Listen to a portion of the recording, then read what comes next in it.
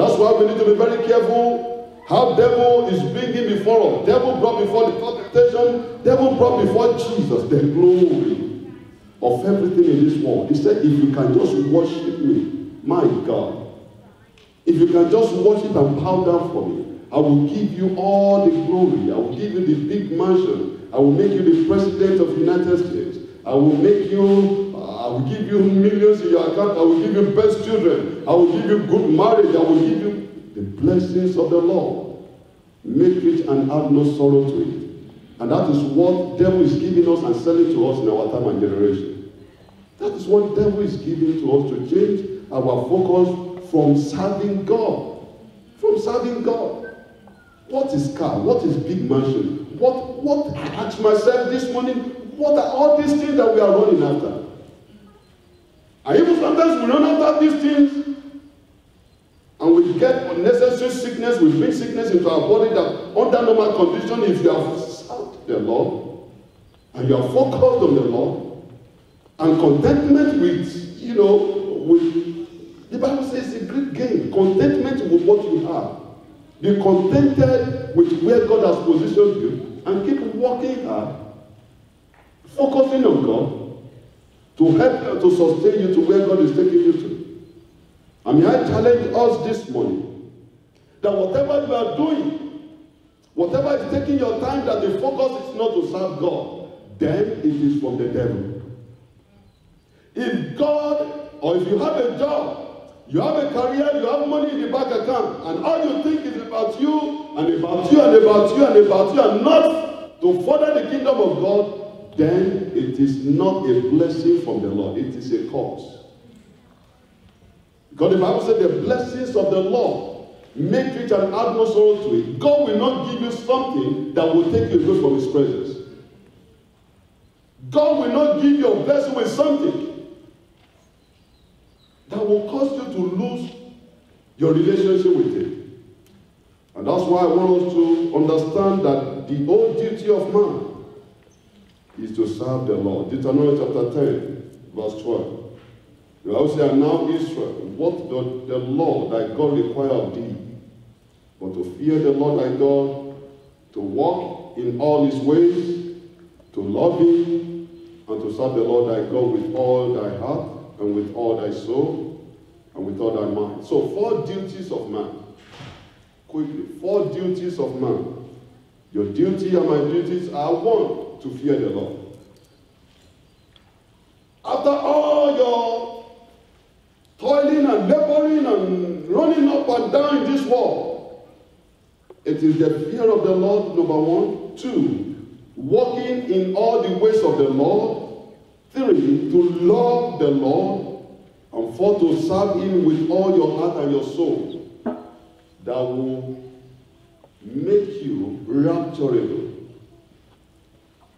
To fear the Lord, to walk in all His ways, to love Him, to serve Him with all your heart and your soul. As we've seen in the book of Deuteronomy chapter 10, verse 12. The whole duty, what the Lord is requiring from you and I, is to fear Him, to walk in all His ways, to love Him, to serve the Lord thy God with all your heart. Are you serving God with your energy? Are you serving God with your talent? Are you serving God with your time? Are you serving God with everything that God has given you? Are you serving God, or you are serving yourself? Are you serving God, or you are serving your own selfish ambition? Are you serving God, or you are just serving your family? Are you serving God, or it's just all about you and all about you and all about you? The old duties of man that you will stand before God to give an account, and what God will ask you.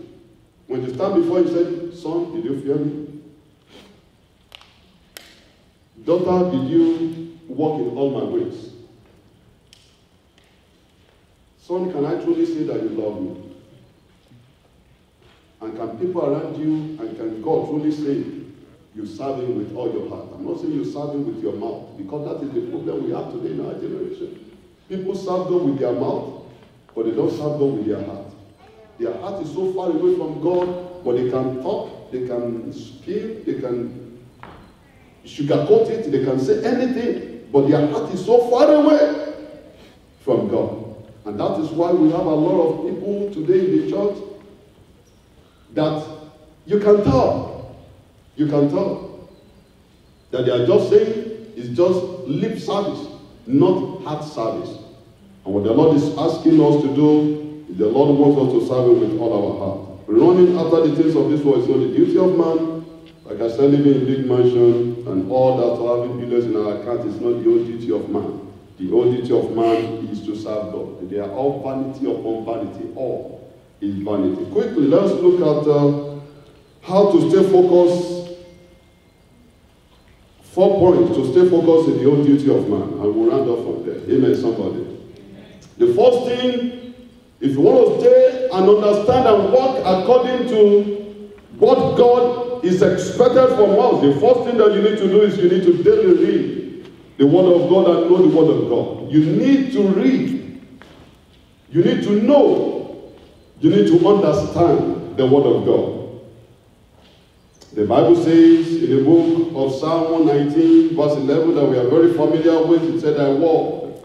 Have I hid in my heart that I might not sin against thee?"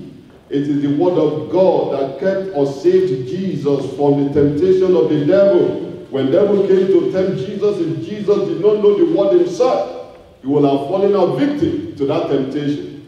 And that's why first thing that we need to understand as God's children, for us to keep walking according to the expectations of God, we need to understand the Word of God. We need to know the Word of God. We need to keep the Word of God in our heart, not in our lips. Because many people can quote this scripture. Many people know this scripture, but they do not live the scripture. He said, "Be you doers of the word, not hearers alone, deceiving ourselves." Which means if you know it, and you do not do it, you are deceiving yourself. And even people around you will know that you are deceiving yourself. And that's why we need to understand the importance of the Word of God, because the Word of God, when it's in us, and we live according to the Word of God, and we do according to the Word of God, this will keep us in check to understand our duty as men and women of God. The second point is we need to be vigilant and sober. 1 Peter chapter 5, verse 6 to 8. Be vigilant and sober. The Bible says, 1 Peter chapter 5, 6 to 8. "Humble yourself, therefore, under the mighty hand of God, that he may exalt you in due time, casting all your cares upon him, for he careth for you." Verse 8. "Be sober, be vigilant, because your adversary the devil, as a roaring lion walketh about, seeking whom he may devour." The person that devil devours is the person that devil has successfully been able to change his focus from his primary duty. The person that devil has been able to devour is that individual, that child of God, that son of God, that devil has been able to successfully change his focus from his primary duty to serve God in life. And that's why the Bible is saying, "Son, daughter, be sober, be watchful, be vigilant, because your adversary, devil, is your enemy. Devil is not your friend, and he can never be your friend. He doesn't want any good thing for you. He doesn't want. He can give you like you want to catch a hen, right? You throw 2 or 3 pieces of grain, right?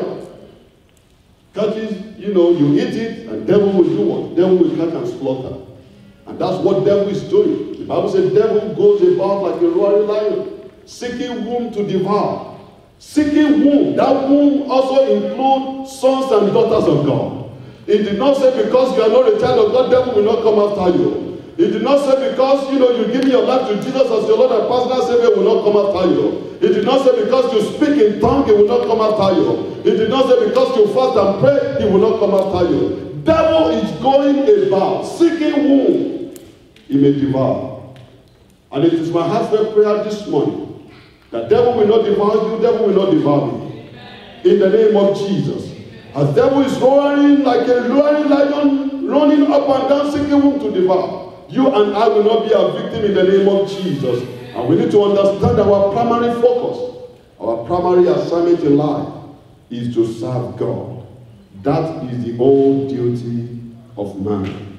Devil, the Bible says, goes about to steal, to kill, and to destroy. That is what devil is after. Devil will not destroy what is bad, because what is bad is already bad. Devil will go after what is good to destroy what is good.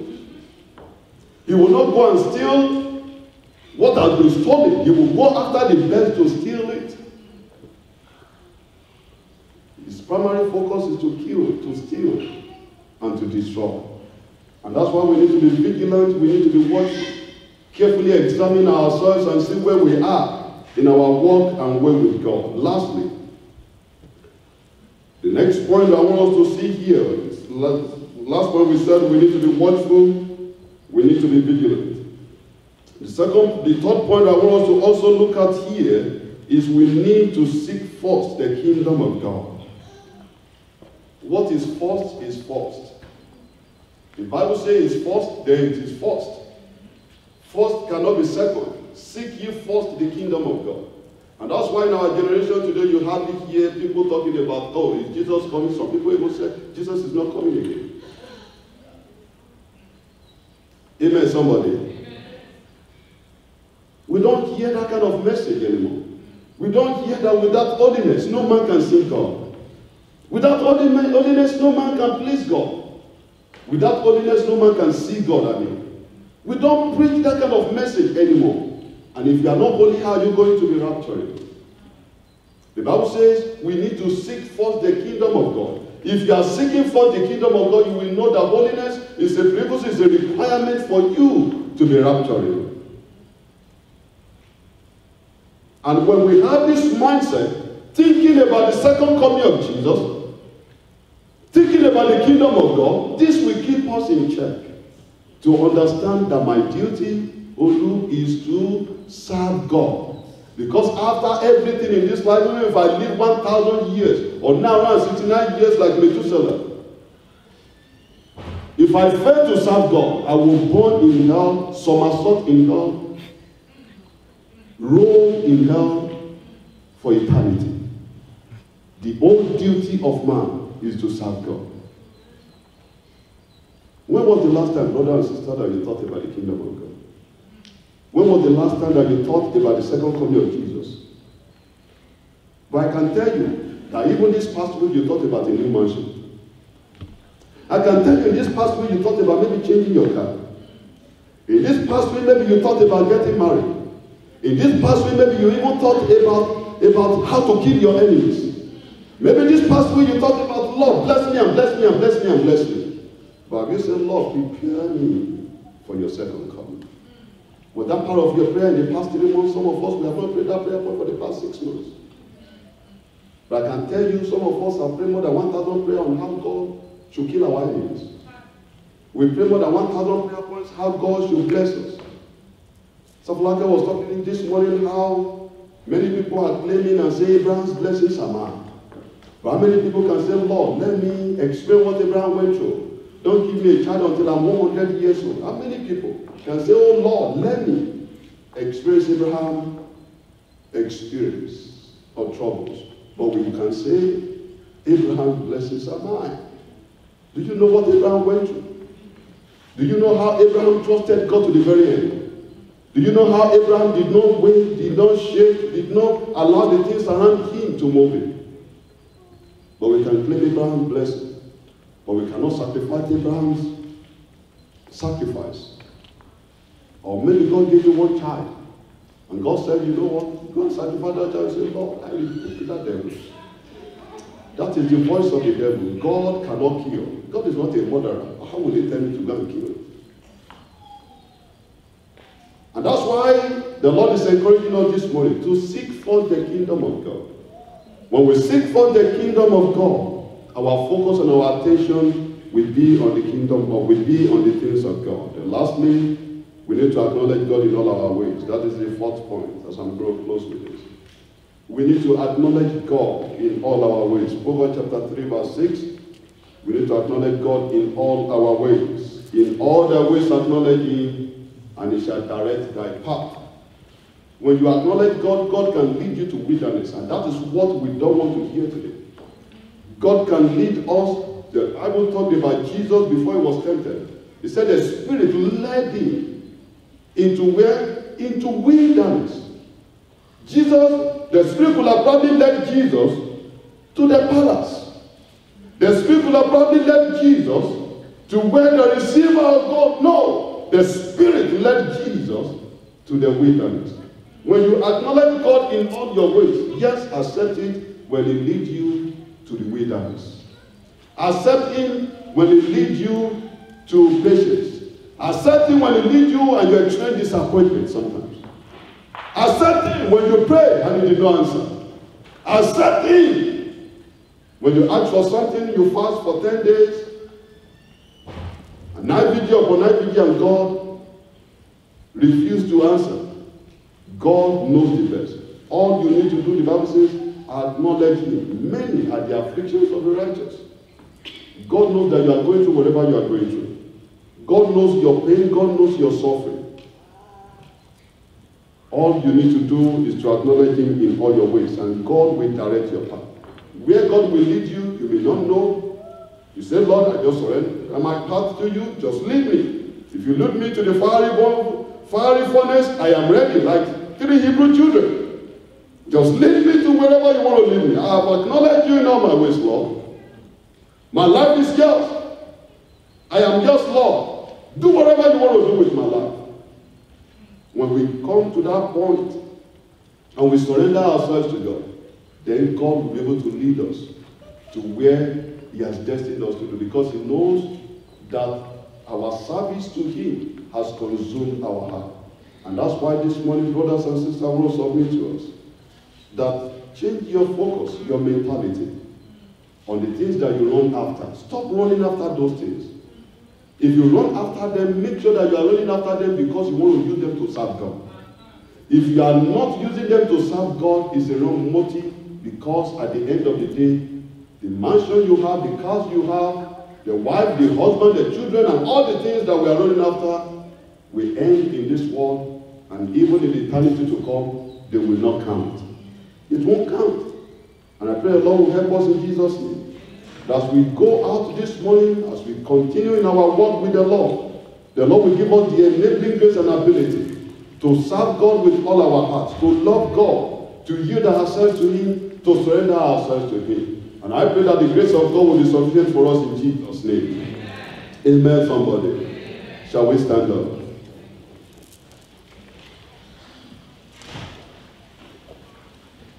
For Pastor Dominic comes and just have us to pray 2-3 prayer points. Amen, somebody. What is your motive in life? What are you running after? What are you running after in life? Some people are married and that marriage is hell, honestly speaking. Sometimes I ask myself some questions. Some of the things that we run after in this world. We want to live in the best mansion. By the time the mortgage leads us left and right, you ask yourself, is it really worth it? You want to ride the best car. By the time you pay the car note, what is all this for? Am I working 12-hour shift, doing 2-3 jobs just to pay car note? Is it worth it? Is it worth it?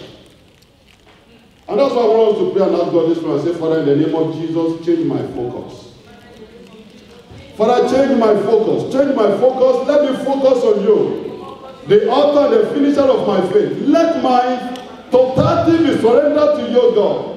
In the name of Jesus, let me focus on you, the author and the finisher of my faith. Give me grace to serve you. My whole duty in this life is to serve you.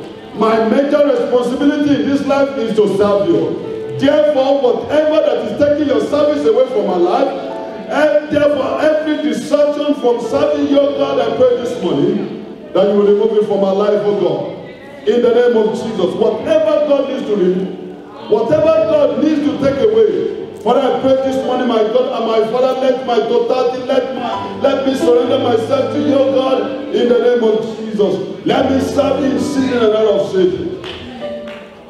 Thank you, Father. In Jesus' name we are praying. I want to pray and ask God and say, Father, in the name of Jesus, I receive grace to serve you in season and out of season. When it is good and when it is not good. When things are rosy and when things are not good, I receive grace to serve you. When I'm by myself, I will serve you. When I'm in the midst of other people, I will serve you. In the name of Jesus, give me grace to understand my service. My primary service in this life is to serve you. In the name of Jesus, shall we begin to pray in Jesus' name? My God and my Father, what will count at the end, oh God, is my service to you. What, oh God, you will look at, oh God, is my service to you. Therefore, Lord God of Israel, I pray this morning, my God and my Father, you will give me the grace to serve you with all my heart, to serve you with all my soul, to serve you with all my mind, in the name of Jesus. My God, I surrender myself to you. I give myself to your God, in the name of Jesus. I surrender. Oh, I surrender. Lord. Sing it, lift up your hands. Lift up your hands. As a mark of submission, as a mark of humility, come on. I surrender.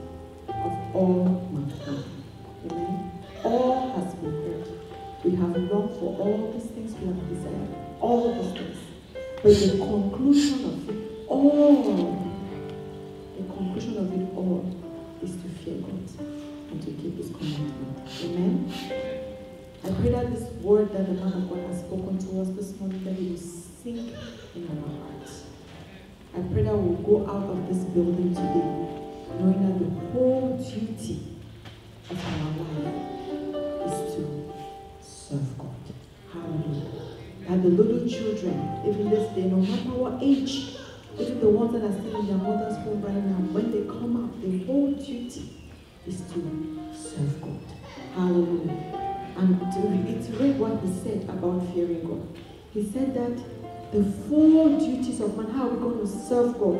First is to fear God. Second is to walk in all the ways of the Lord. Is to love the Lord. And is to serve Him with all our heart and all of our mind. People that know me, they know I'm so particular about assessing myself. As the words were coming, I was asking myself, Papa, do I really fear you? Am I really working in all your ways? Do I really love you? Am I serving you with all my heart and all my soul? Will we go home and take this message and we meditate upon it every day and ask ourselves that question? And I pray that the Lord will open our eyes where we are lacking, where we are weak. May the Lord help us to love Him more. In the name of the Lord Jesus Christ.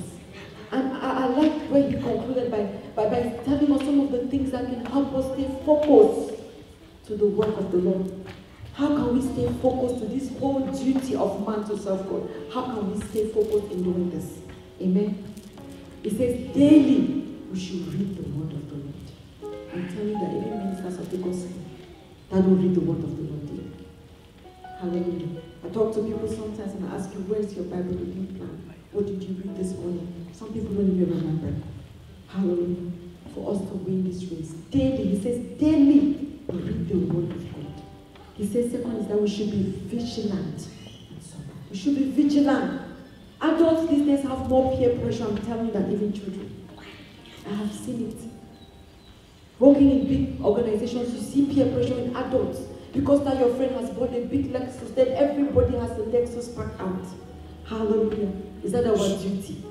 Because everybody has a big galley. Everybody comes with the best galley and the best lace. Is that our duty? Remain mission. Hallelujah. He says, seek ye first the kingdom of God. We don't hear these messages preached anymore these days. We hear the Lord will bless us. May we go back and seek ye first the kingdom of God. When we wake up in the morning, before our foot touch the ground, we say, Father, I wake up to seek you first. Simple and sweet message. Hallelujah. And above all, he said that we acknowledge God in all our ways and in all that we do. This is not a blessing. I pray that the Lord will sink this word into our hearts, knowing that we will continue to use this as a guide, as a direction to press on hard towards the mark of the high calling of Jesus. In the name of the Lord Jesus Christ. As we conclude, I want us to hold somebody's hand and we're going to say this last prayer and say and speak into that person's life and say, my sister, my brother, you will serve God with all your heart, with all your might. So as you leave this place this morning, you will fear God and you will serve Him. The whole duty of your life will be to serve God. The whole duty, we ask for purpose. That's the new thing these days. Your whole purpose first will be to serve God, will be to seek ye first the kingdom of God in the mighty name of Jesus Christ. And so, Father, bless your name this morning. I thank you for the life of your people. I thank you for the man of God that has preached this morning. Lord, we release ourselves back into this world. Father, go with us. Go with us from Monday to Tuesday to Wednesday to Thursday to Friday to Saturday until we meet again. Father, I pray that you will go with us. And let this word be a constant reminder as we go through this week. We remember to serve you in every aspect of our life in the name of the Lord Jesus Christ. People of God, go forth and be blessed. In the name of Jesus Christ. Go forth and be blessed. And serve God in season and out of season. In the name of the Lord Jesus Christ. People of God, in that circumstance and that situation, somebody ministered to me this morning, don't look at that problem, but look at God, the author and the finisher of your faith. In the name of the Lord Jesus Christ. Go forth and don't be distracted by the circumstances of this world, by the distractions of this world, by the issues of this world, by the problems of this world. Father, I pray that we will go forth and first we will serve you in the name of the Lord Jesus Christ. Be big, oh God, in our life so that everything else can be a second place in the name of the Lord Jesus Christ. We lift up our pastor, our senior pastor, and Pastor Bola before your throne of grace. We say, Lord, continue to watch over them, continue to guide them, continue to give them the wisdom, the direction to teach us in the name of the Lord Jesus Christ. Thank you, Divine Master, in Jesus' name. And may we share the grace. May the grace of our Lord Jesus Christ, the love of God, and the sweet fellowship of the Holy Spirit be with us now and forevermore. Amen. And surely goodness and mercy must follow us all the days of our life, and we shall dwell and abide in the house of the Lord forever. Amen. Somebody begin to give yourself away as we sing.